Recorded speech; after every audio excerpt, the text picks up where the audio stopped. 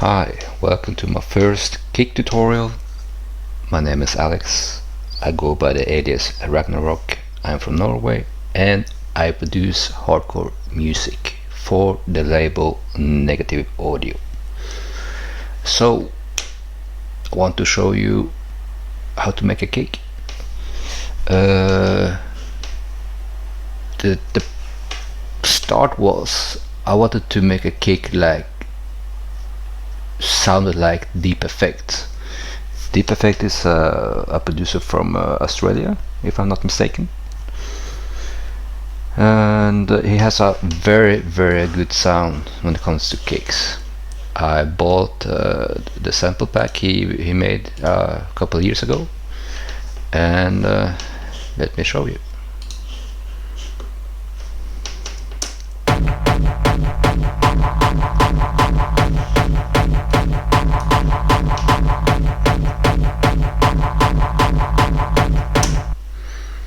So I wanted to create something like this. Yeah, I think I got pretty far on it, so let's see what the end result was.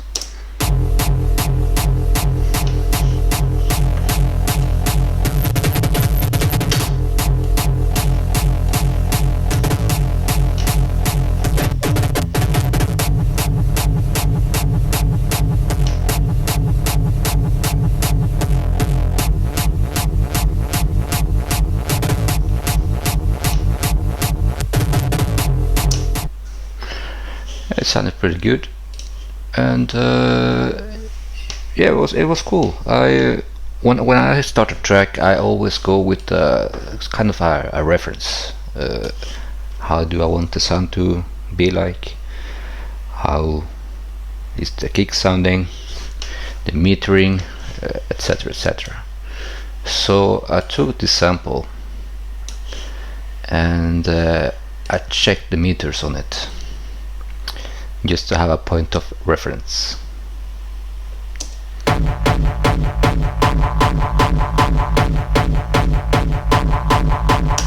So the peak was about 3.1, minus 3.1, and the RMS was minus 8.3. And let's check mine.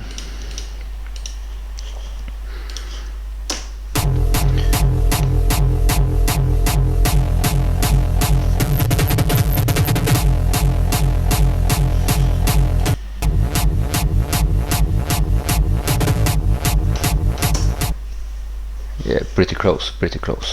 But this is a tip for you when you want to start a kick. You just pick a track you like. If it's a sample pack, it's even better to have a reference point so you can make your own kicks. So with this part I started with, let me see, I need to check the volumes here. This looks pretty good. Okay. I started with FM8. I don't see this synthesizer a lot. I don't know why, but it is pretty damn cool, yo. And this kick I made, and I will put the link on the description, and I put the presets in my Dropbox folder, I think. But let's see what's going on here. You have the outputs, the inputs, the pitch, detuning, the voices, you know. I'm not going to explain what this does because I just want to get started. So there's a million kick tutorials out there, and yeah, I'm not going to lead you by my hand all the time. But when the preset is up, you know, you can screw around with it and do whatever you want to, because it's pretty straightforward. So let's check the kick without any plugins whatsoever. I want it pretty clean, just like Deep Effect's kicks. and you almost hear nothing now because yeah, everything's turned down almost.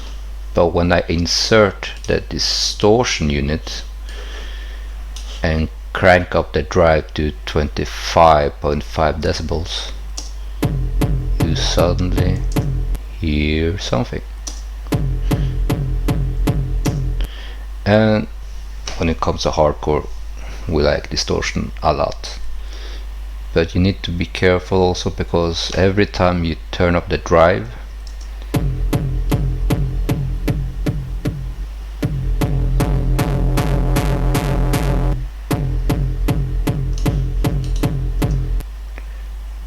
the volume increases. So you need to check your volumes and your faders, put them down instead of gaining them.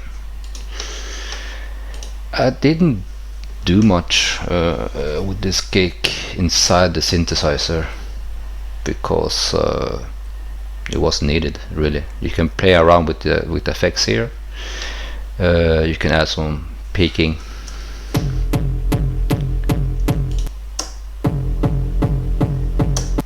overdrives, and you know, but I like to have control over whatever I'm doing. So here's layers of different waveforms. Let us say is that you have the A, B, C, D, E, F, and you turn them on and off by pressing Control and click. At least on Mac. I don't know how you do it on the FL or whatever DAW you have, but this is how I do it in Logic in Mac. Then you have the pitch. Nothing special going on here. It's just a plain slope. You can change it over here. But yeah, let's add some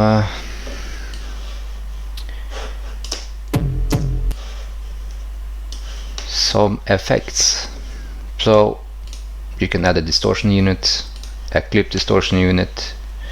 Logic ones is pretty damn awesome, pretty good, and you just can't, you know, crank it up.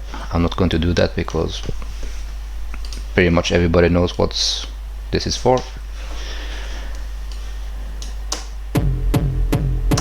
Alright, so I distorted it, and let this save as kick tutorial. I cut off the sub around 86, and you know, just some subtle change in the frequencies.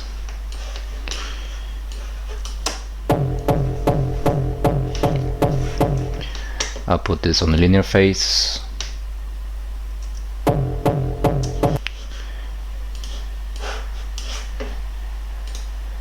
I added more distortion here on the isotope trash.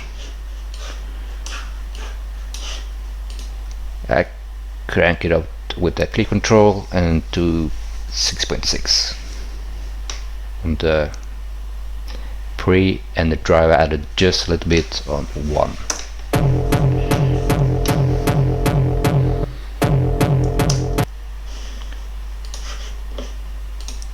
Then I added the Decimor bit crusher. I gained up the preamp also, but I didn't do much with it either, just going to control a little bit more and add some crispier sounds. Ugh. Yeah, when you're working with music, the phone should be always away. It's very distracting. And what else did I do here? yeah, didn't do much either. The preamp 2+3, the cutoff all the way up, same with the resampler, and yeah, that's pretty much it. Now here's the fun part. To add more punch, you can use the transient designer from SPL or whatever transient designer you have, crank up the attack, and then add a limiter just to add more punch.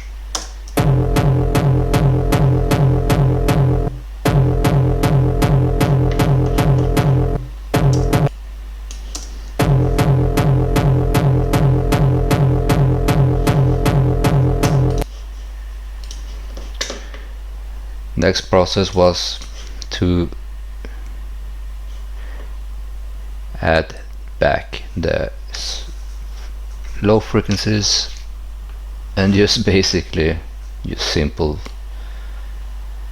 tweaks here and there. Plus 6 dB, added more punch, get rid of unwanted frequencies here and there.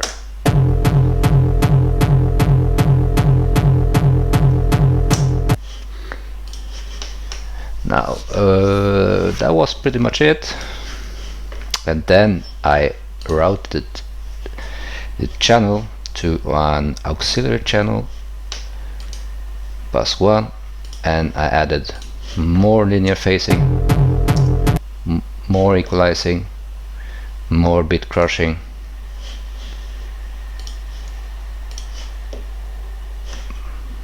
more distortion.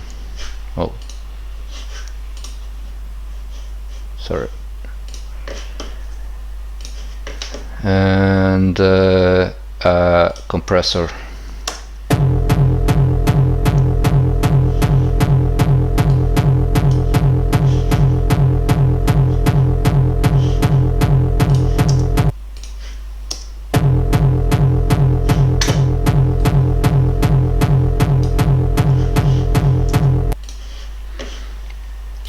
So I did the same process to add more kicks of the same preset. So if you see here, I tweaked a lot with the inside the FM matrix. You can, I will show you later, but I will show you now how I did it now. I just duplicated the same preset. Say 1, 2, 3, 4, 5, 6 times, and let us check what the rest is like when I tweaked it all the way. Let me see.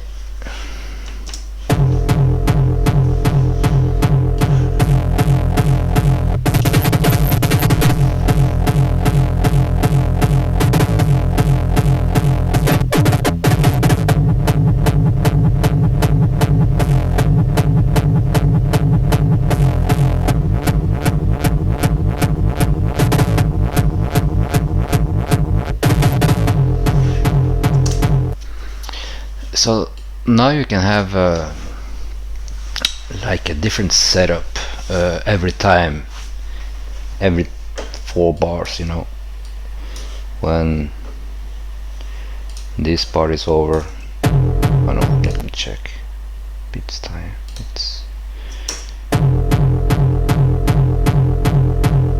So every 3 seconds there's another variety of kicks, and that will keep the audience engaged a lot more, in my opinion.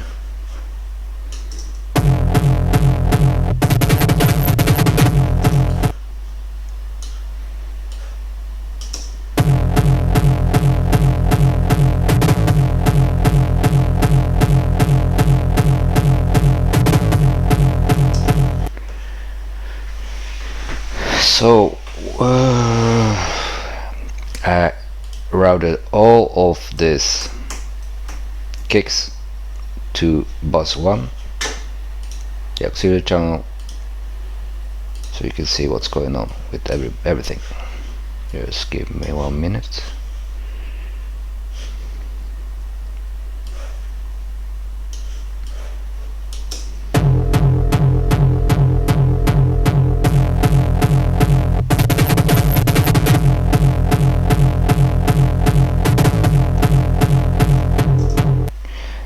check out your levels. That's the more important part, I think, to keep the dynamics well intact. You can distort it how much you want later or in the middle of the process, but keep everything nice and tight rather than sloppy and, you know, kind of like the peep kick drums you hear now.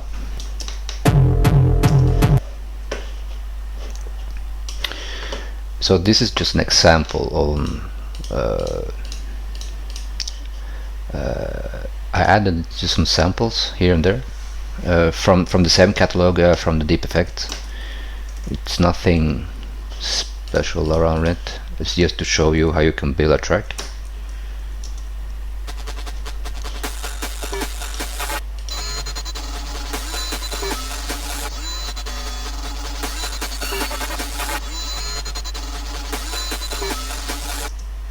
And just to get you started, you know, you can sample this from, you know, whatever you find on the internet nowadays. And yeah, and yeah, let's check it out. Let me see, pitch, envelopes, modes. Alright, so within the matrix I will try to change every layer to have to be able to change the kick in more different ways. I will show you how.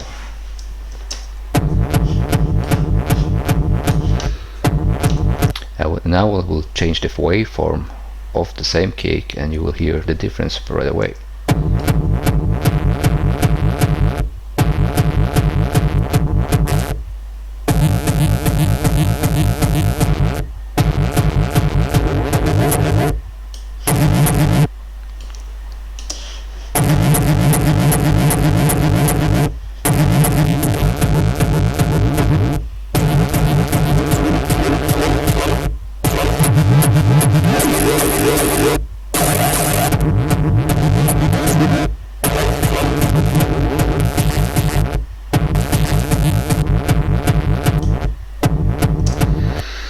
So this is just A, so you can imagine when you can screw around with different, you know, with the different layers. Now let me show you.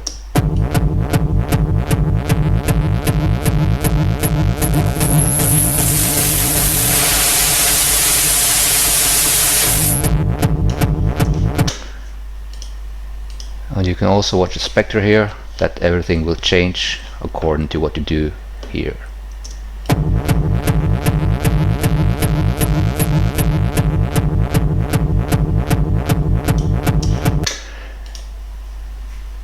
You can also let me check.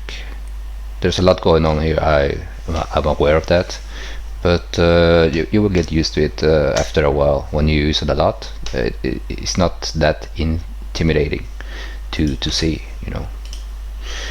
But I wanted to show you something. Yeah, you can also play around with the LFOs to even add more weird shit.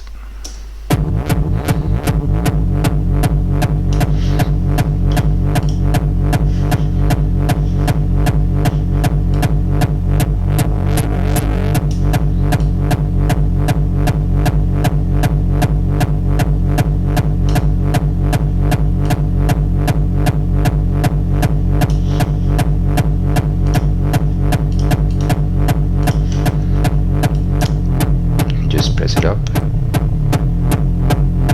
down. You can also play with the rating. You can also play with the rates here and delays also. So I need to remember this number. So 44 to 32. So let's play around with it.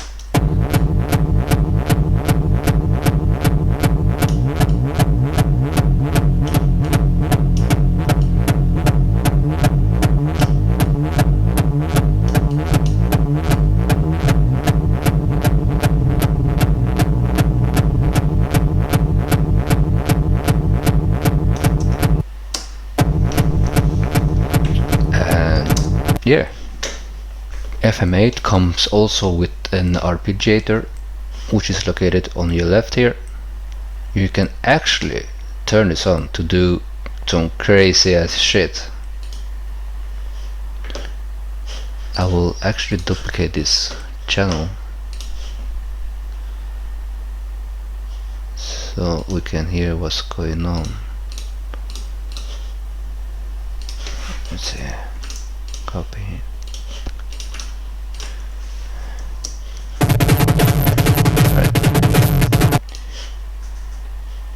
So you have different settings on arpeggiators here with some crazy ass sequences. Yeah, you will hear what I mean.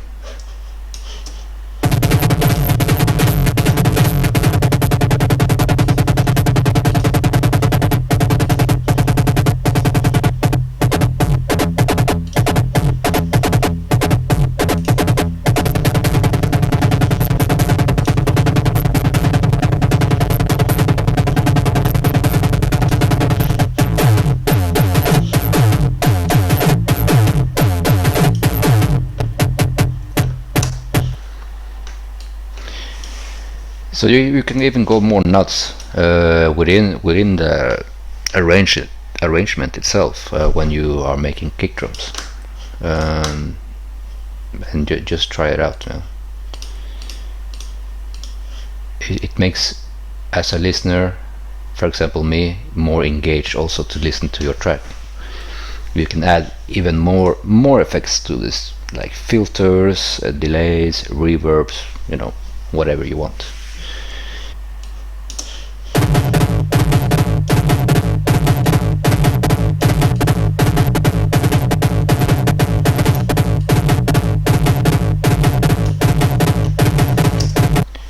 You can add some triplets or dotted. You can change the velocity here, the accent here. You can spend hours and hours changing the whole patterns of this. So it's a lot of fun, but just be careful to use it wisely, because this will take a lot of time.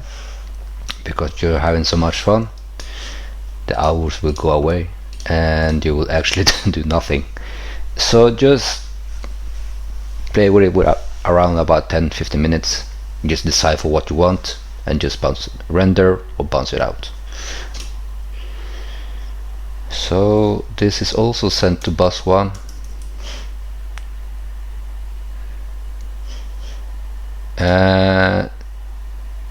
Yes, let's start with the punch. The punch is fairly easy.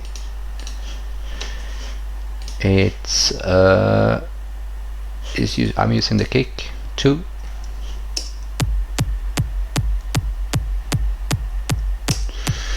If you're not familiar with this one, buy it.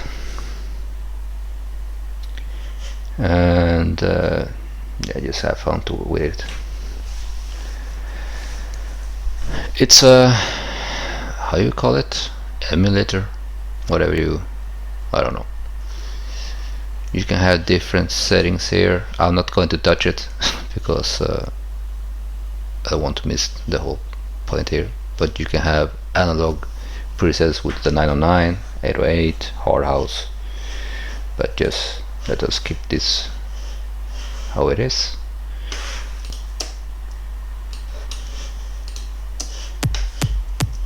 It's a limiter. Yeah, nothing to talk about really. Gain only on the punch here. I made the low frequencies on mono because I want everything tight. Nothing more than that. Put that down the volume.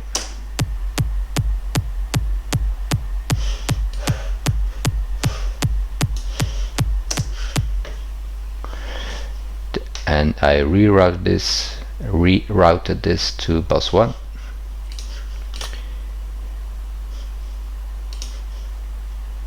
So here's another synthesizer which is called Zero, and I added even more layers of it.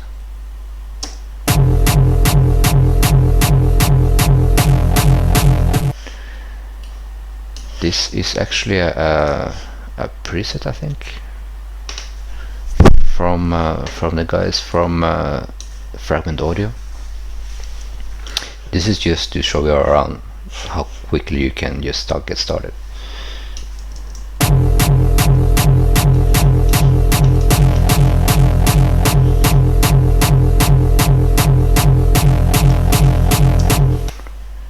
Same with the tuck. Zero, another preset from the for the Fragment Audio packs. Can't remember which it was. Yeah, from Raw Style. And everything is rerouted to bus 1. So let's hear everything together. I also use the plugin here just to keep everything tight.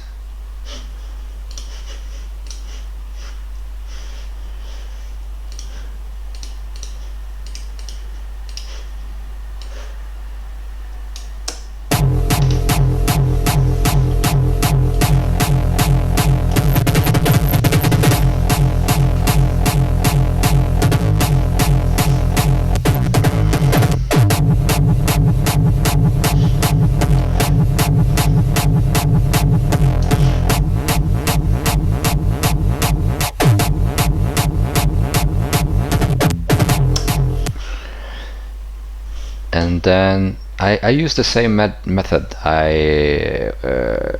what Dieter does. I use the same method as him. I create 2-3 auxiliary channels. I add them as group. Let me show you. Like the mid punch, the sub. I route this to another bus channel again, to bus 3. I do the same thing again, adding more frequencies, cutting more frequencies, adding more bit crushing. I don't think I haven't seen anybody use this, but this adds more character to the kick also, to keep it more crispier. It's called Novel Tech Character. Is also from Plugin Alliance, but watch out with levels because it will add more RMS to it and the peaks will be higher. I added again a clip shifter. In gain should be lowered and out gain should be a little bit higher, and some isotope trash. Isotope trash, clip shifter, decimort, and Novel Tech I use a lot to keep everything crispy. When it comes to distortion units, I use Filter Bank 3, the banana distortion unit, which comes with is it Native Instruments? Yeah. I add also the Kuni distortion. I don't think a lot of people know about that, but it's pretty good, man, or girl. It's pretty good. I also used Disto FX for more distortion, but yeah, we can talk about that later. And let me see. I render it again to create a final version of the kick, which will sound like this.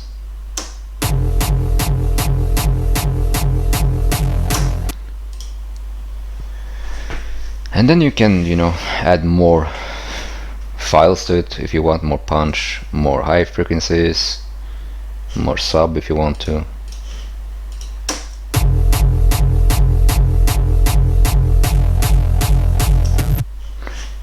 It depends on the result, on what you want, you know. So yeah, this is basically what I did on it. You can go even crazier here with the distortion. You can add more distortion with field bank after the equalizing going on here. You can add some filtering going on. You know, you can go as crazy as you want, but I will suggest that you keep everything clean and tight first, and then you can add more distortion afterwards. Like if you add more channels, more like how do I explain this? Usually people do this, you know.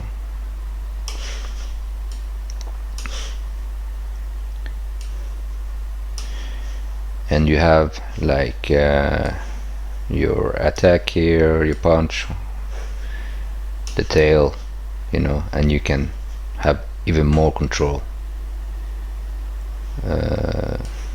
No, sorry, was here. And just add more files to it, more audio to it, punch, tails, you know, whatever you want. But for now I just did it like this. It doesn't sound bad either too, so yeah,